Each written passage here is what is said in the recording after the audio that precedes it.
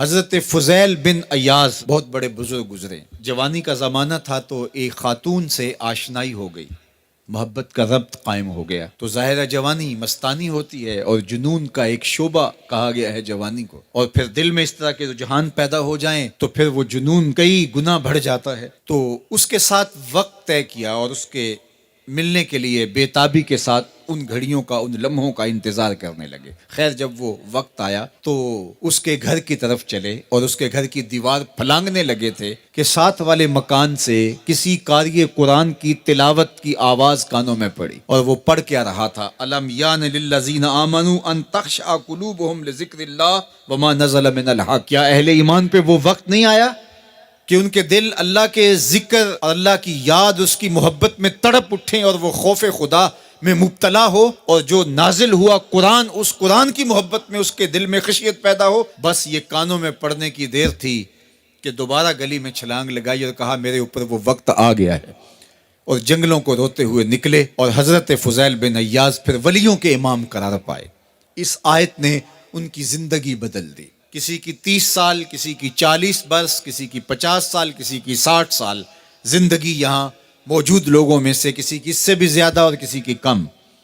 اس آیت کریمہ کو ذرا اپنے اوپر وارد کریں تو اللہ ہمیں نصیب کر دے کہ ہمارے دل تیرے خوف سے کانپ اٹھے اور تیری خشیت سے ہمارے دل لرز اٹھیں، اور قرآن کے ساتھ ہمارا ربط مضبوط اور مستحکم ہو جائے، اور ہم یہ اقرار کرتے ہوئے تیرے حضور حاضر ہو جائیں، مالک وہ وقت آ گیا ہے کہ ہمارے دل تیری یاد سے، تیری محبت سے، تیرے پیار سے مالا مال ہو گئے، اور اپنی باقی زندگی ہم تیرے پیار میں، تیری محبت میں اور تیری یاد میں بسر کریں گے. حدیث پاک میں آتا ہے کہ اگر کوئی شخص اللہ کے خوف سے رویا اور اللہ کے خوف سے رونے کی وجہ سے اس کی پلکوں کے بالوں میں سے ایک بال کی جڑ گیلی ہو گئی تو قیامت کے دن وہ بال کھڑا ہو جائے گا، اللہ یا تو مجھے نکال لے یا اسے جنت عطا فرما دے.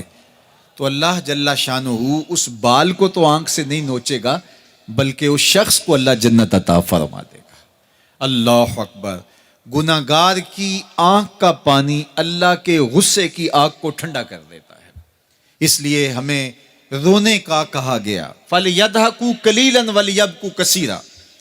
اللہ اکبر. ارشاد فرمایا کہ تھوڑا ہنسا کرو، زیادہ رویا کرو.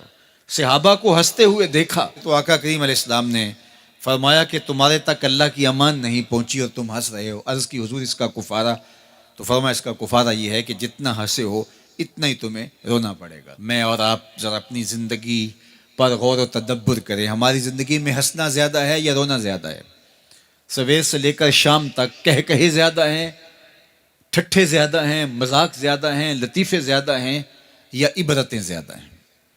تفکر زیادہ ہے، تدبر زیادہ ہے، سوچ بچار زیادہ ہے، یاد الہی میں تڑپنا زیادہ ہے، آنکھوں سے یاد خدا میں بہنے والے آنسو زیادہ ہیں، یا غفلت سے پھوٹتے ہوئے کہے زیادہ ہیں؟ مجھے اور آپ کو اپنی زندگی کا ضرور محاسبہ کرنا چاہیے. ٹھٹھوں سے، مذاق سے ہماری مجلسیں بھرپور ہوتی ہیں. ہم دن میں جتنا ہنستے ہیں کیا اس کا 10واں حصہ بھی ہم تنہائی میں بیٹھ کے اللہ کی یاد میں روتے ہیں؟ اگر ایسا ہے تو مبارک ہو، اور اگر ایسا نہیں ہے تو اللہ سے آنسو مانگو، اللہ سے درد مانگو، اس کی یاد میں رونا مانگو، اس کے ذکر میں تڑپنا مانگو، اس کی محبت میں بے تابیاں مانگو، آنسو مانگو، سسکیاں مانگو. تڑپنے پھڑکنے کی توفیق دے، دل مرتضیٰ سوز صدیق دے. اس کے حضور عرض کرو کہ مالک ہمیں تڑپ دے، ہمیں سوز و گداز دے، ہمیں کیف و سرور کی دنیا نصیب فرما دے، ہماری آنکھوں کو آنسوؤں کا جمال عطا کر دے. اور اگر ہماری آنکھوں میں آنسو نہیں ہیں، ہمارے پاس کہے ہیں، کہتے ہیں جو ہنستا ہوا گناہ کرے گا وہ روتا ہوا جہنم میں جائے گا، اور جس نے یہاں دکھ سہے، تکلیفیں سہی، آلام سہے، اس کے بدلے میں اللہ تعالیٰ اس کو وہاں راحتیں عطا فرمائے گا.